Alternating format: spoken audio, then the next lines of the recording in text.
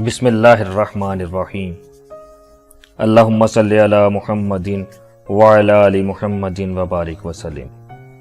بے حد و بے حساب درود و سلام حضور آقا کریم صلی اللہ علیہ وآلہ وسلم اور ان کی آل پر۔ السلام علیکم سامعین۔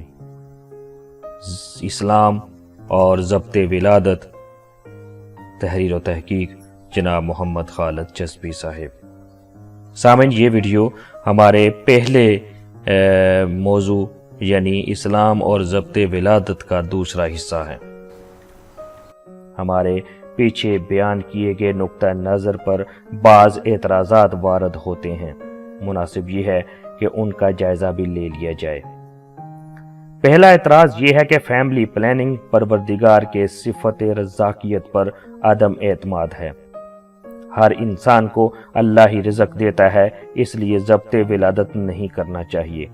اس اعتراض کا جواب یہ ہے کہ پھر تو کسی انسان کی ملازمت، تجارت، کاشتکاری اور ہر سائنسی ترقی بھی پروردگار کی صفت رزاقیت پر عدم اعتماد ہے، کیونکہ انسان یہ سب کچھ رزق کمانے کے لیے تو کرتا ہے۔ پھر تو انسان کو ہاتھ پاؤں توڑ کر اس امید پر زندگی بسر کرنی چاہیے کہ اس کے رزق کی فراہمی پروردگار کے ذمہ ہے۔ انسان پر اس ضمن میں کوئی ذمہ داری عائد نہیں ہوتی۔ لیکن اگر ایسا نہیں ہے اور سب یہ تسلیم کرتے ہیں کہ رزق حاصل کرنے کے لیے کوشش کرنا ضروری ہے، تو پھر اس بات پر سوچنا چاہیے کہ پروردگار کی صفت رزاقیت کا کیا مطلب ہے۔ اس کا مطلب دراصل یہ ہے کہ پروردگار نے رزق کے خزانے اس زمین میں انسان ہی کے لیے رکھے ہیں، اور اسے عقل دی ہے کہ وہ ان سے صحیح طور پر استفادہ کرے۔ وہ اپنی عقل استعمال کرے گا تو پروردگار یہ اس کے حوالے کر دے گا۔ چنانچہ انسان کو اس معاملے میں اپنی پوری پلاننگ کرنی ہے۔ پوری کوشش کے بغیر اس کے حصے کا رزق بھی اس کے حوالے نہیں کیا جائے گا۔ سامعین، چنانچہ اس پلاننگ میں جو انسان ملازمت، تجارت اور کاشتکاری کے لیے کوشش کرتا ہے، یہ پلاننگ بھی آپ شامل ہے کہ خاندان اندازن کتنا ہو، کب نئے بچے کی تمہید باندھی جائے اور ہر بچے کی بہترین تربیت کیسے کی جائے۔ بس اسی کو ضبط ولادت یعنی برتھ کنٹرول اور فیملی پلاننگ کہتے ہیں۔ سامعین، دوسرا اعتراض یہ ہے کہ ایک حدیث کے مطابق قیامت تک پیدا ہونے والے بچے تو پیدا ہو کر رہیں گے، پھر کیوں فیملی پلاننگ کے بارے میں سوچا جائے؟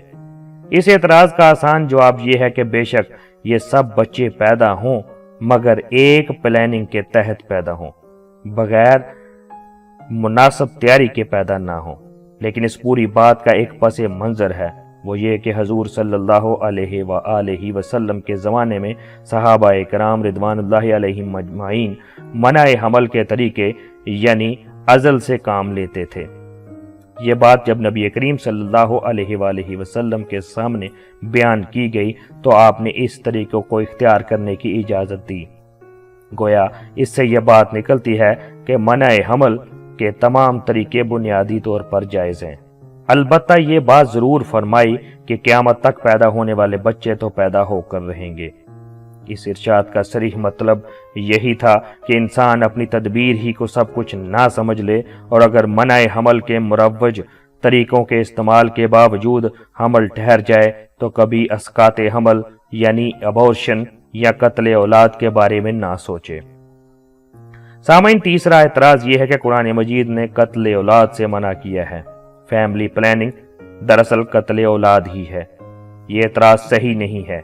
اصل معاملہ یہ تھا کہ مشرکین مکہ اپنے بچوں کو، خصوصاً بچیوں کو قتل کرنے کا جاہلانہ طریقہ راج تھا۔ اس قتل میں دوسرے عوامل کے علاوہ ایک اہم عامل یہ بھی تھا کہ وہ بچیوں کو اپنی معیشت پر بوجھ سمجھ کر قتل کرتے تھے۔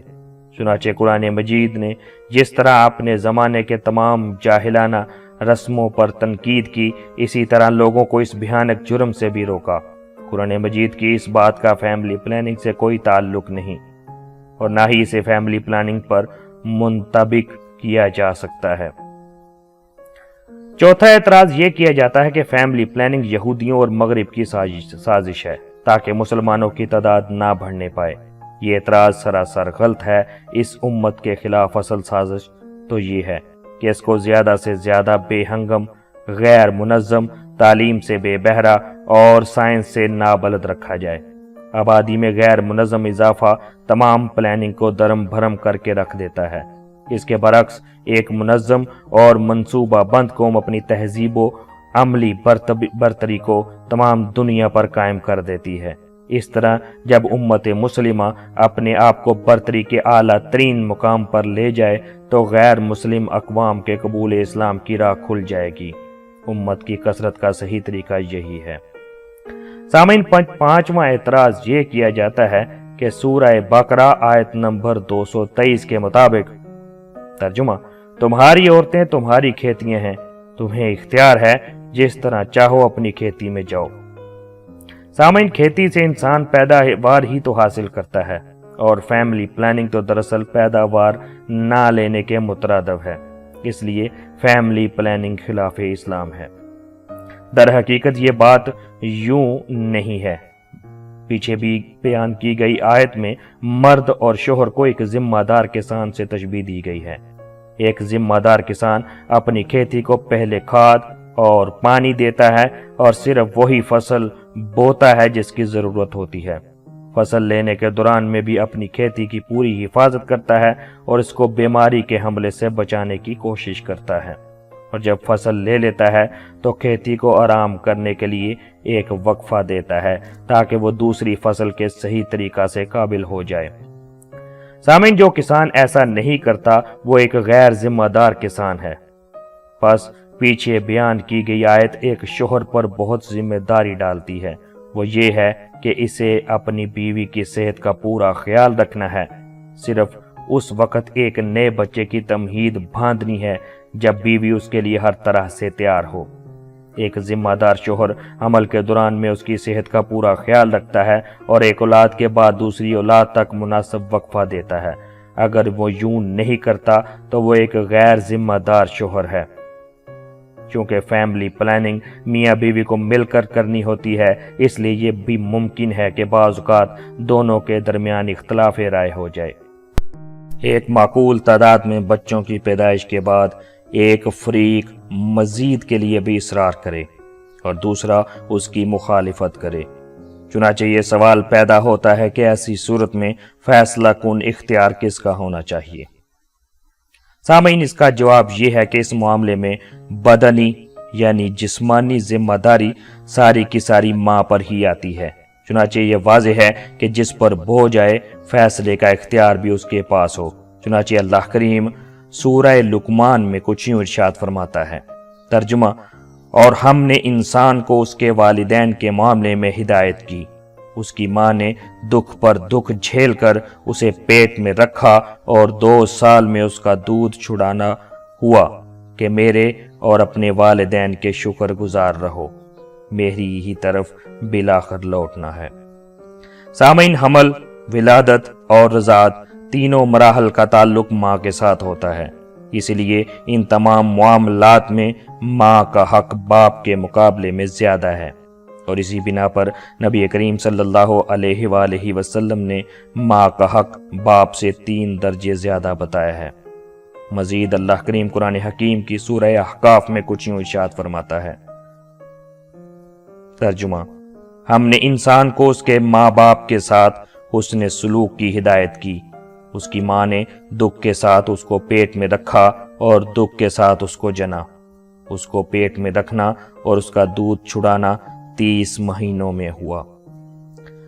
سامعین، اسقاط حمل، اس ضمن میں ایک سوال یہ پیدا ہوتا ہے کہ اسقاط حمل یعنی ابارشن کے متعلق اسلام کی ہدایت کیا ہے؟ اس کا جواب یہ ہے کہ حمل کی ابتدا دراصل ایک انسان کی ابتدا ہے، اس لیے اسقاط حمل یعنی ابارشن ایک بڑا گناہ ہے۔ چنانچہ اللہ کریم سورہ اعراف میں کچھ یوں ارشاد فرماتا ہے، ترجمہ، وہ اللہ ہی ہے جس نے تمہیں ایک جان سے پیدا کیا اور اس کی جن سے اس کا جوڑا بنایا تاکہ اس کے پاس سکون حاصل کرے۔ پھر جب مرد نے عورت کو ڈھانک لیا تو اسے ایک خفیف سا حمل رہ گیا جسے لیے لیے وہ چلتی پھرتی رہی۔ پھر جب وہ بوجھل ہو گئی تو دونوں نے مل کر اپنے رب سے دعا کی کہ اگر تو نے ہم کو اچھا سا بچہ دیا تو ہم تیرے شکر گزار ہوں گے۔ سامعین، اسی طرح اللہ کریم قرآن حکیم کی سورہ سجدہ میں کچھ یوں ارشاد فرماتا ہے، ترجمہ: اس پروردگار نے جو چیز بھی بنائی ہے خوب ہی بنائی ہے۔ اس نے انسان کی خلقت کا آغاز مٹی سے کیا، پھر اس کی نسل حقیر پانی کے خلاصے سے چلائی، پھر اس کے نوک پلک سنوارے اور اس میں اپنی روح پھونکی، اور تمہارے لیے کان، آنکھیں اور دل بنائے، لیکن اے انسانوں، تم بہت ہی کم شکر گزار ہوتے ہو۔ سامعین، ایک روایت کے مطابق حمل کے تیسرے مہینے میں جنین میں روح پڑ جاتی ہے، اور چوتھے مہینے میں روح کے الحاق سے انسان وجود میں آتا ہے۔ اس لیے روح کے الحاق کے بعد اسقاط حمل یعنی ابارشن اور بھی بڑا گناہ بن جاتا ہے۔ البتہ مستثنیات کے اصول کے تحت اگر ماں کی زندگی کو خطرہ لاحق ہو تو اسقاط حمل یعنی ابارشن کیا جا سکتا ہے۔